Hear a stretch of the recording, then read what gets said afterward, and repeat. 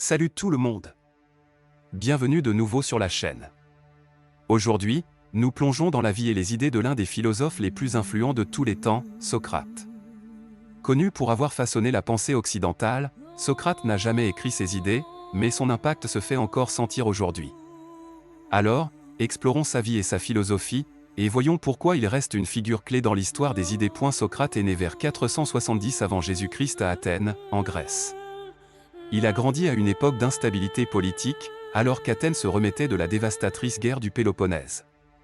Contrairement à de nombreux philosophes, Socrate ne venait pas d'un milieu élitiste. Son père était tailleur de pierre et sa mère était sage-femme.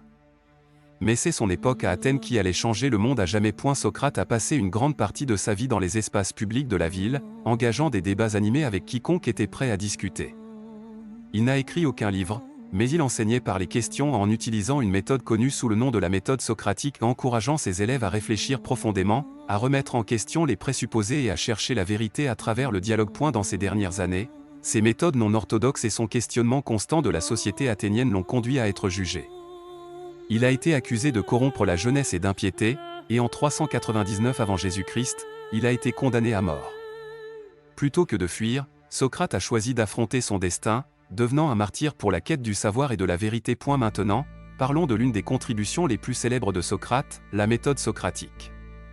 Cette méthode est une forme de dialogue argumentatif coopératif où une personne pose une série de questions, incitant l'autre à examiner ses croyances, hypothèses et définitions. Par exemple, Socrate posait des questions comme « Qu'est-ce que la justice ?» ou « Que signifie être bon ?» Son but n'était pas de fournir des réponses, mais de stimuler la pensée critique. En posant les bonnes questions, Socrate a aidé les gens à voir les lacunes dans leurs propres connaissances et les a poussés à revoir leur position. Un élément clé de cette méthode était l'ironie. Socrate affirmait souvent qu'il ne savait rien, déclarant que sa sagesse venait de la reconnaissance de son ignorance. Cette approche humble non seulement poussait ses interlocuteurs à remettre en question leurs propres certitudes, mais les encourageait également à chercher une compréhension plus profonde. Les idées philosophiques de Socrate étaient centrées sur l'éthique, l'étude de ce que signifie vivre une vie bonne. L'une de ses idées centrales était que la chose la plus importante dans la vie est la poursuite de la vertu et de l'excellence morale. Pour Socrate, il ne s'agissait pas de suivre la loi ou les conventions sociales, mais de savoir ce qui est véritablement juste et d'agir en fonction de cette connaissance. Il croyait que la vertu est la connaissance.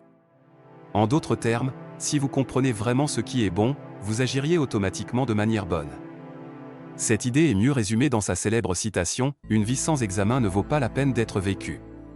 Socrate pensait que l'introspection et le questionnement constant étaient nécessaires pour comprendre ses devoirs moraux. Contrairement à certains philosophes qui mettaient l'accent sur le plaisir ou la richesse matérielle comme étant centraux dans la vie, Socrate soutenait que le bonheur vient de la cultivation de vertus comme la sagesse, le courage et la justice.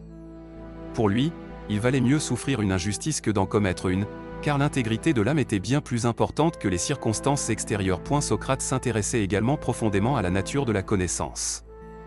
En fait, il est souvent cité disant « Je sais que je suis intelligent, car je sais que je ne sais rien ». Cette déclaration paradoxale résume sa vision de la connaissance, la véritable sagesse vient de la reconnaissance de nos limites. Il pensait que plus nous comprenons, plus nous réalisons combien nous ne savons pas. Cette approche était révolutionnaire. À une époque où la connaissance était souvent liée au statut social, à la tradition ou à l'autorité divine, Socrate suggérait que remettre en question tout, même les croyances les plus fondamentales, était le chemin vers la compréhension. Son idée que l'ignorance pouvait être le point de départ de la sagesse est l'un de ses plus grands héritages. Socrate s'intéressait également à l'éthique de la vertu, qui se concentre sur le développement de bonnes qualités de caractère plutôt que sur l'observance de règles strictes. Il croyait que la sagesse était la plus haute des vertus, et que c'est uniquement à travers la connaissance que nous pouvions devenir véritablement vertueux. Pour Socrate, la connaissance n'était pas simplement une question de fait ou de théorie, il s'agissait de vivre en accord avec la vérité et la bonté. Alors, quel est l'héritage de Socrate ? Eh bien, son influence sur la philosophie occidentale est incommensurable. Bien qu'il n'ait rien écrit, son élève Platon a préservé ses idées, et à travers les écrits de Platon, Socrate est devenu l'une des figures fondatrices de la pensée philosophique occidentale. En un sens, Socrate est le père de toute la philosophie future, car il a déplacé l'attention de l'étude du cosmos ou de la nature, comme l'avaient fait les philosophes précédents, vers l'examen de la vie humaine et de l'esprit. Son influence dépasse la philosophie pour toucher des domaines comme la psychologie, l'éthique et la théorie politique. Mais ce n'était pas seulement son héritage intellectuel qui perdurait. la vie de Socrate, en particulier son choix d'affronter la mort plutôt que d'abandonner ses principes, est devenu un symbole de l'engagement du philosophe envers la vérité, la raison et l'intégrité.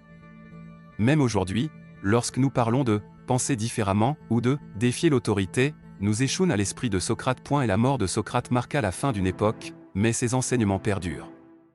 Lorsqu'il fut condamné à mourir, il déclara célèbrement que personne ne fait le mal volontairement, ce qui signifie que les gens commettent des actes immoraux par ignorance, et non par malveillance.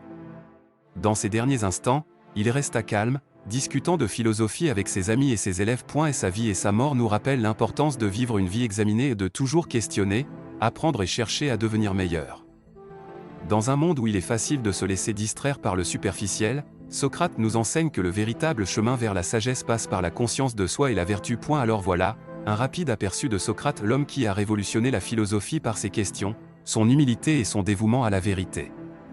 Si cette vidéo vous a intéressé, n'oubliez pas de liker, de vous abonner et de cliquer sur la cloche pour plus de contenu comme celui-ci.